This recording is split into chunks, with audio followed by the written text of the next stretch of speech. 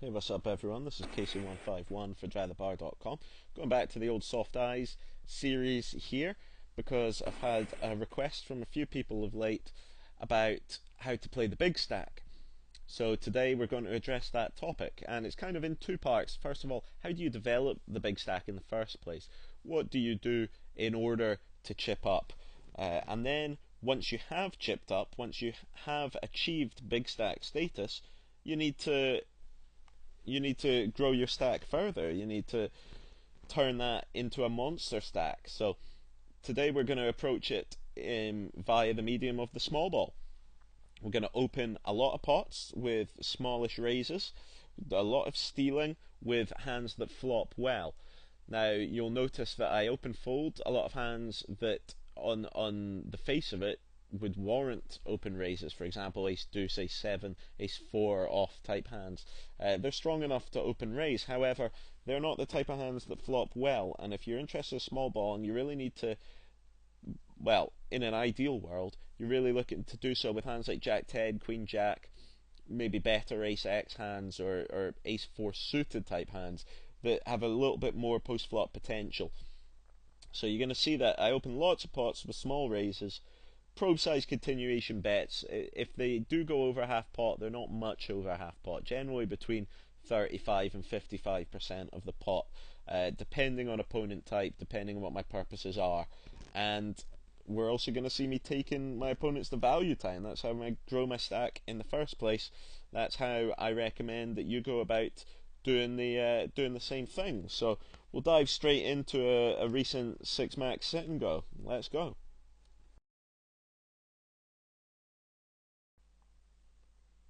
So the first hand that warrants our attention is the very first hand of the tournament. See an open limp here from an unknown in early position. Falls round to me in the big blind. I'm sitting there with king 9 off. For obvious reasons, I don't really want to raise this. It's not the type of hand that plays especially well out of position in a raised pot. Also, although villain's an unknown here, so I'm a little bit wary about making broad assumptions. At the same time, you can generally assume when someone open limps from early position that they've got leaks, that they potentially might be a weaker player. We can't guarantee that, but I'm going to develop my read on the guy before I start making any sort of OTT plays. So happy to check here, see what the flop brings, and it hits me pretty well. Flop top pair, top 2 really, and I'm just going to happily check call. No real reason to do anything else. If I check raise, won't really know what to do if he comes over the top again. Also, the 6 does hit his open limping range, albeit not that strongly. Hands like 7-6, 8-6 suited, 5-6 suited potentially. You will see weaker players sometimes open limp in those, even from early positions. So, just happy to just check call. And when he bets pot, certainly he bets more than pot even. Certainly no interest in raising here. Want to develop my read a little bit more before I consider really building a big pot with such a semi-strong hand. It's not really, the hand strength doesn't really warrant starting to build a really big pot. So happy to just check call. I'm going to do the same on the turn, and when he checks back, that's basically me made my mind up that I'm well ahead here. He could have open limp pocket aces, I guess. You will sometimes see that, but by and large I should be ahead most of the time here. Kicker issues aren't going to be that much of a consideration because I believe King Jack, King Queen would bet that turn again. So when he checks back, pretty confident I'm ahead. Just going to lead out for value on the river, kind of smallish, try and get a call from the type of hand that he probably has, which is something like pocket 3s, maybe pocket 4s, pocket 7s potentially, maybe even an ace high that a stubborn player doesn't want to let go of. So I just lead out for just over 1/3 pot there and take it down. So I'm just going to skip the really straightforward hands until we do see me building a stack. That is the subject of this video. A few requests about how to build a stack and how to play it once you've built it. So not gonna go over the really easy folds, etc. This hand certainly warrants an open raise from early position, ace-10 off in a 6-max sit and go from the hijack. Good enough to pump it up, get called by a guy who I've got a fair few hands on in the big blind, 18/14 over 300 odd hands. Sort of looks on the nittier side, only a 3% 3-bet. Bear in mind this is a $15 tournament as opposed to the usual mid-stakes that I tend to play, and I'm gonna expect to see overall a slightly weaker standard. Common sense just dictates that. The higher up in stakes you go, obviously you would expect to meet more tough opponents. Not always the case, but it's a reasonable general rule. So, villain who looks pretty tight and maybe not weak, but he doesn't look like he's got that many moves in him. So he checks to me. I'm just going to throw out a small c-bet. Just about 45% of the pot or so there. Let's take it down, because again, I just don't see this guy as someone who's going to make too many moves on me. See how I do in the BB here. With a limp of the raise in front, I'm just going to stay out of the way. And this hand will almost certainly be playable. IMAX open lips again. That's the third time we've seen it from him. He didn't put up much resistance post-flop when I had King 9. He's lost a few chips since then in the hand that I just skipped past where I had Queen 9 in the big blind. So again, probably suggests that he's going to play kind of fit or fold post-flop. And so I'm just going to pump it up. In hindsight, I would make this a little bigger. I'd make it 100, try and get a little extra value from him. As it was, at the time, obviously in the middle of a multi-tabling session, and didn't quite have the in-depth, the benefit of hindsight that I do now, that would lead me to believe that he would probably call a larger raise. But I think this is fine as well. Certainly ensures that he stays in the pot. Great flop for me. Just going to throw out a c-bet.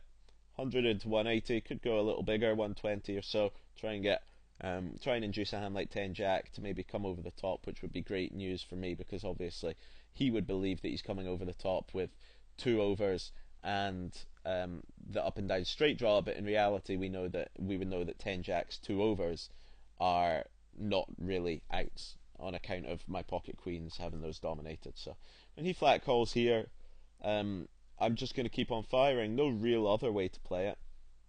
His range is still wide. Pocket 5s, pocket 4s, pocket 7s.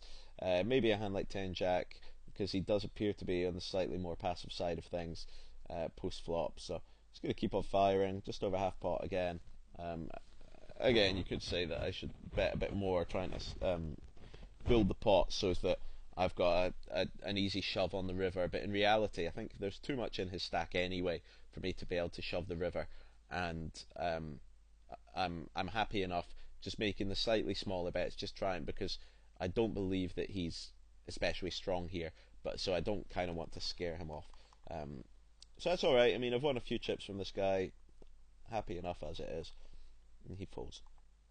Easy min raise here. I should have 3x'd that for the reasons discussed earlier in the previous hand. He flat calls. Certainly going to c-bet on this flop. 2 overs. No real reason for this flop to have hit him, and playing without the benefit of Table Ninja here, my c-bet choices were 60 or 90. I didn't have time to click in, or I didn't have Table Ninja running, unfortunately, on my laptop, and I didn't have the option of I was playing too many tables to have the option to actually type in the exact number that I wanted. So 60 or 90 were my options. I decided to go with 90 because this guy's slightly looser than Christy was when I decided to just make it 60. And IMAX check calls. It's alright.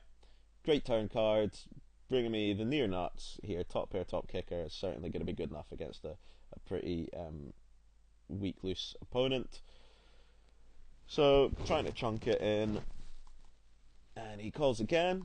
Great news again. Pot size shove on the river, or I could go smaller for value and try and really try and eke out some extra value from this guy, just chunking it in, as opposed to going for the whole lot in one go. I think somewhere around 300, 350 would be perfect here. I go with 330. And he folds, again, can only assume he had a hand like pocket sevens. Would really be the only type of thing that fits how he played. And you can see I've built up a stack and a half, all from the same opponent here, just by value towning him. Haven't done anything too OTT, but just chipped up nicely. And I'll let the A7 go there. Really, for obvious reasons, I've been very active. The kicker sucks, and IMAX, there's a little bit of stack tension with him. Wouldn't really want to have to make a decision in terms of if I raise and he rejams or anything like that. So always happy to get a walk. Queen 10 could be playable. Premium Nerd, who's don't really recall if he's good or bad, but I do know the name. He is a reg. His stats suggest that he's kind of like Christy, one of the lower stakes, reasonable regs, probably a winning player, definitely going to have leaks, playing as tight as he does, so probably plays a ton of tables and supernova, whatever. Could have 3-bet him, but I have been very active. And again, I'd often raise here. I'll always raise a wide range on the button, but with IMAX showing his kind of loose tendencies with the stack size that he's got, which is kind of like a 40% stack that he's sitting there with at the moment, I don't want to get into one of those awkward post-flop spots with a hand such as ace deuce off that really flops terribly. I'd much rather play a hand like 10 jack or something that's going to flop okay and try and maneuver post-flop against him. Jack queen with a stack and a half is going to be good enough for a raise. Just make it the minimum, that's fine. IMAX calls again, also fine. Flop nothing, but that's okay. I'm just going to c-bet. As I say, 90s plenty there, about 55% of the pot. Take it down. Just making it a little bit bigger against IMAX than I do against Christy, simply because Christy has shown appears to be far nittier post flop. IMAX is capable of floating one off, and just trying to discourage him a little bit. Another walk, so I can assume Premium Nerd's gonna play. Gonna kind of stay out of my way unless he's got some kind of hand. And Christy rejams it after IMAX's open shove for about, 10 BB, 11 BB. Ace 5 versus 7-7, perfectly reasonable. I don't actually like IMAX's jam when he's basically got no kicker. Although he was short, he's still a 10 or 11 BB. He was short relative to the field, but could have waited for a slightly better spot. Not really interested in playing back against Sticks, who appears to be the loosest of the opponents left at this table. It really is a dream table. Just no one seems overly impressive. Everyone seems kind of nitty. Just gonna fold all these. I think I took down that Queen 9 with a raise on the button. Yeah, easy. And Ace Queen certainly going to be good enough for a raise. Let's make it the minimum. We're at BB 100 now. Certainly good enough for an open. I get rejammed on by Calicotra. Now he's been very tight so far, but if you look at the HUD here, you can see 3-bet 9. Okay, it's over no kind of sample, but still he's not adverse to rejamming. It's kind of on the borderline. I'd let Ace 10 go. I'd probably call with Ace Jack. I'm certainly going to call with Ace Queen here. I think it's just too strong. If I do lose this pot and therefore a fair chunk of my stack, about half my stack, that's okay. I can rebuild. I'm confident I got a skill edge on this table. I don't think it's the biggest deal in the world. Plus, I'm going to dominate a bit of his rejam range anyway.